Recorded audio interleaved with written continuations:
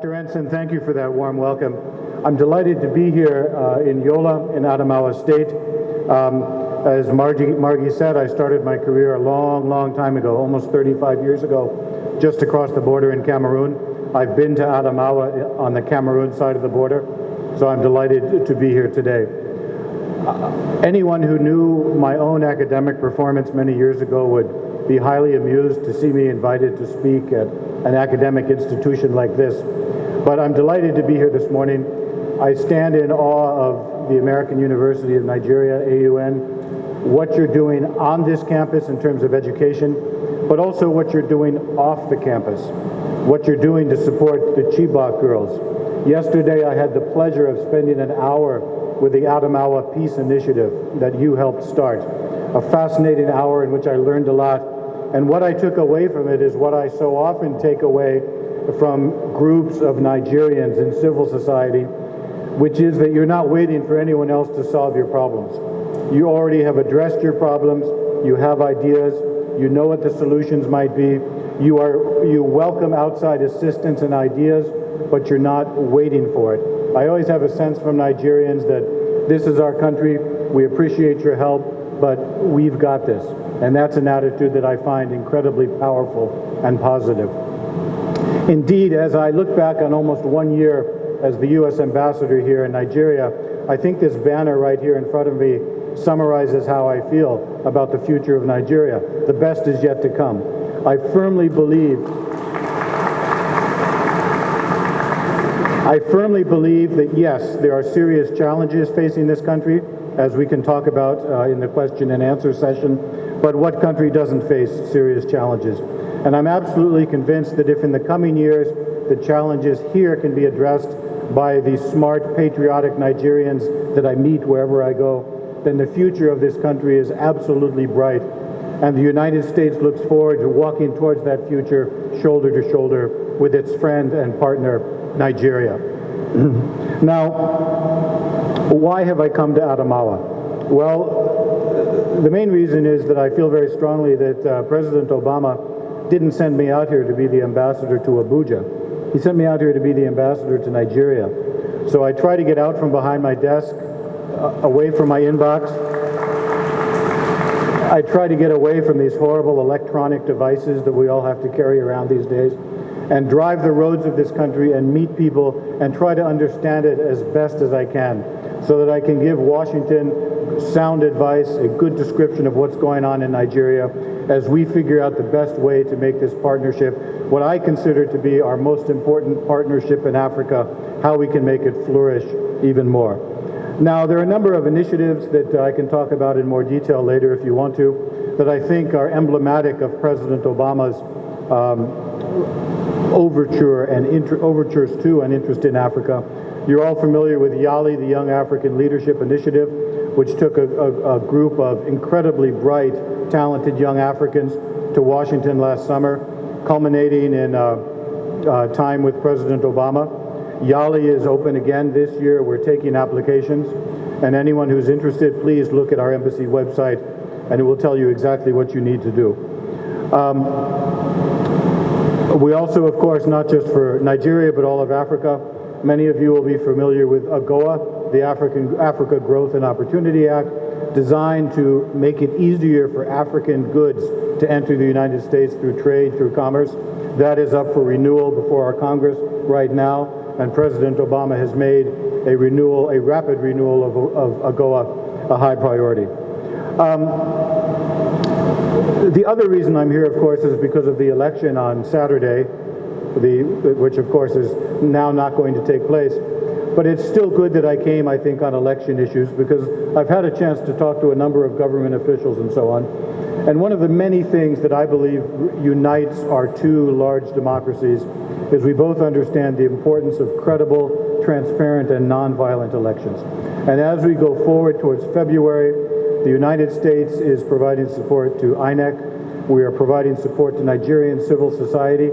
Indeed, I think in many of the countries I've worked in, the most important thing we can do is help train local election observers to observe their own elections, because that's an investment not just in this election, but in the next election and the election after that, as the continuum of democracy continues. On elections, I've been speaking a lot around the country. You may have seen me on TV or heard me on the radio about the importance of nonviolence in democratic elections anywhere in the world, that there is no place for violence before, during, or after elections.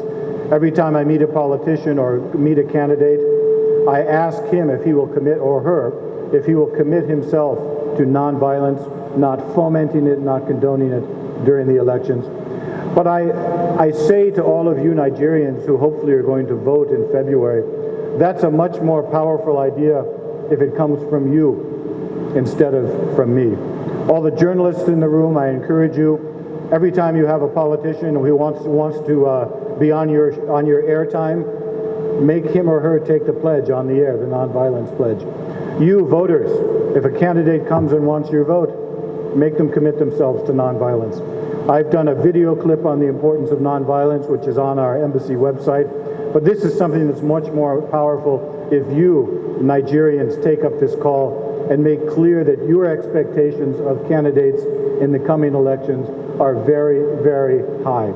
Because there are many forms of democracy around the world, but the one fundamental fact of all democracy is that the government works for us. We employ the government and they are responsive to us. And I urge all of you, whoever you vote for, whatever party you support, hold your government to that standard. Now, sticking with elections for a moment, I know it's very easy to get discouraged and think, one election won't make a difference. Why should I vote? One vote won't make any difference. And I understand that, but I encourage you not to fall into that pessimism. Let me tell you a brief story. My father was in the Air Force. We moved every couple of years all over the United States. In the early 1960s, I'm probably one of the few people in the room who remembers the early 1960s, but my father was assigned to Montgomery, Alabama, in the heart of the Deep South at the height of the Civil Rights Movement.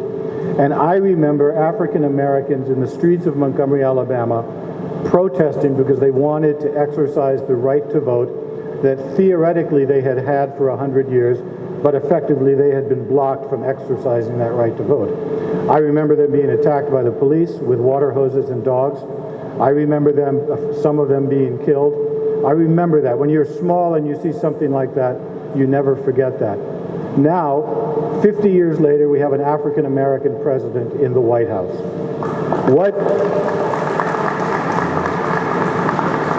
What lesson do I take from that? A couple of things. First of all, genuine change through the democratic process is absolutely possible. It may not happen overnight, it may not happen as quickly as you want, but it is absolutely possible. I say that because I've seen it in my own lifetime in my own country.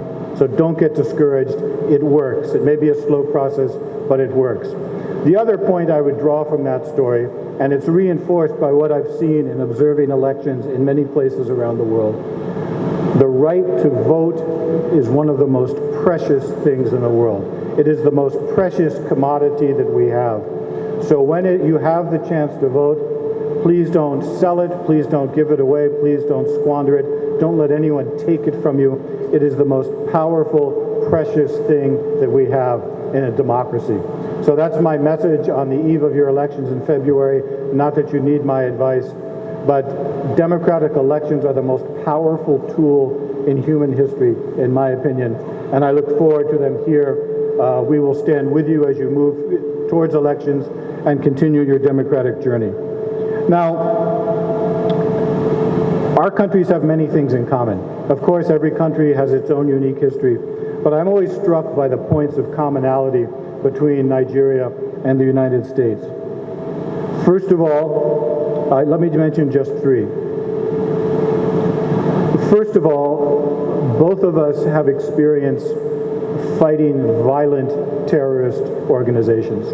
In your case, it's much closer to home. It's here in your own country. It affects you here in Adamawa. We have quite a bit of experience in counterinsurgency around the world. And the lesson that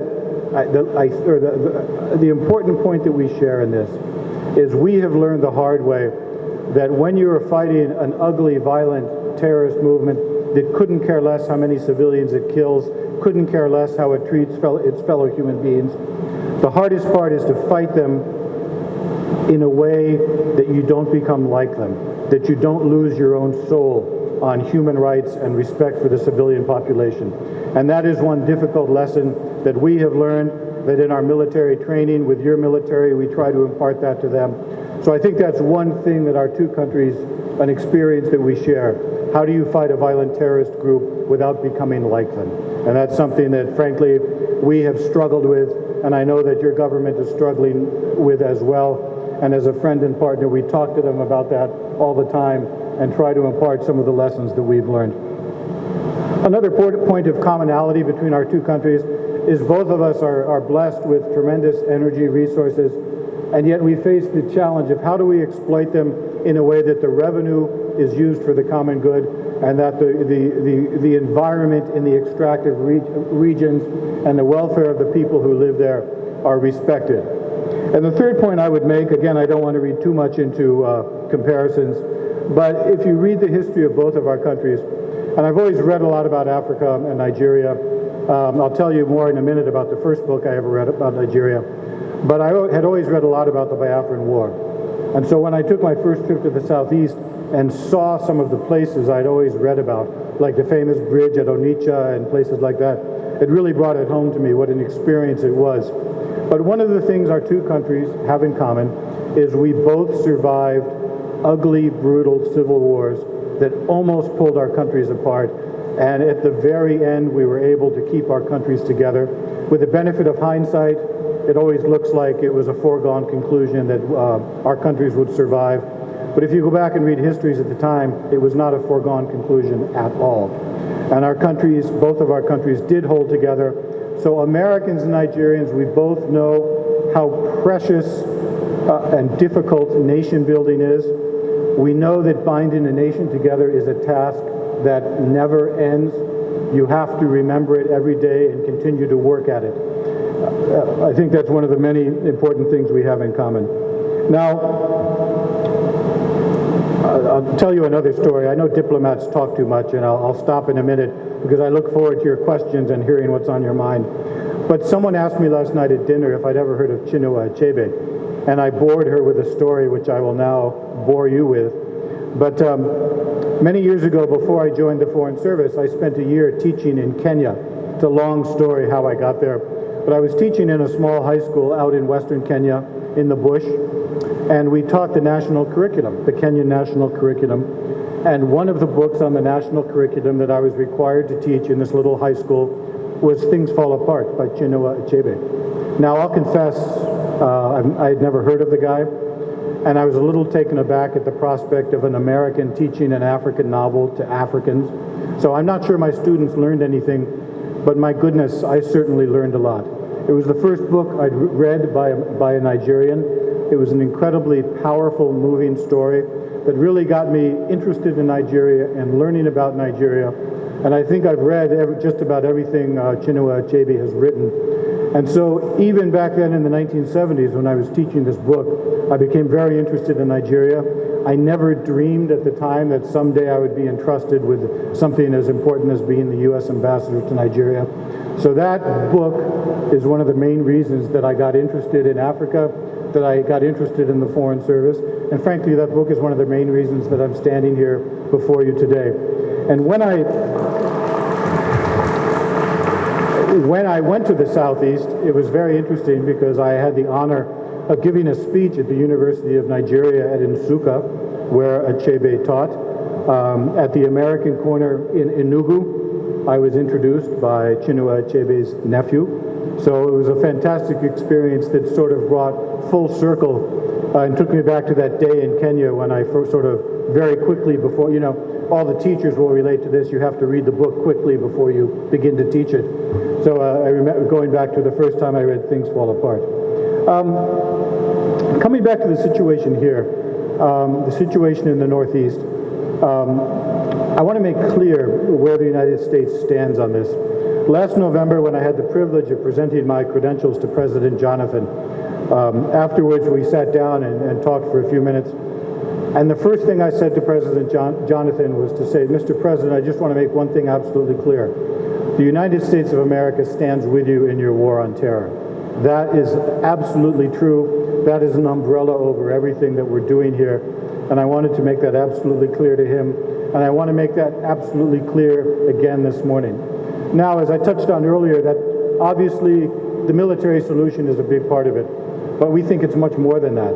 It's maintaining the support of the civilian population through humane treatment of them. It's support to the internally displaced, which we are very happy to help. We're spending quite a bit of money throughout Nigeria supporting the internally displaced. But our relationship with Nigeria regarding the conflict in the Northeast is strong, it's unflagging. Please don't believe everything you read in the newspapers. We have not cut off Nigeria from assistance or anything like that. I think this will take time, both the solution itself to the overall situation and the process of getting these poor girls back home where they belong. But my government, I want to make clear, is absolutely committed to this process. Finally, let me just circle back again to very quickly to elections. We had a team coming up this weekend to observe the election where they have turned around and gone back to Abuja. But we look forward to being on the ground in February, not to interfere, not to tell you what to do, but just as friends and partners of this country to observe the election ourselves so that we can form our own independent conclusions, so that we can offer our own opinions on the conduct of the election and so on. But again, I say to all of you Nigerians who are registered to vote, please vote. How many of you plan to vote in February? Raise your hand if you plan to vote. Good. As I said, it's the most powerful thing in the world. I encourage you to jump in with both feet and take advantage of the right to vote, a right that sadly many people around the world don't have. So once again, let me thank you for welcoming me this morning. I'm absolutely convinced that, yes, your country faces big challenges. For example, the situation in the Northeast, the electricity sector getting cheap and effective power all over the country, many other challenges, but I'm absolutely convinced, especially when I spend time with young Nigerians like you, that these are challenges that can be overcome, and that as you overcome these challenges, the future of this country is incredibly bright. I think Nigeria is the future of Africa, and that's a future that the United States of America looks forward to being part of. So thank you very much.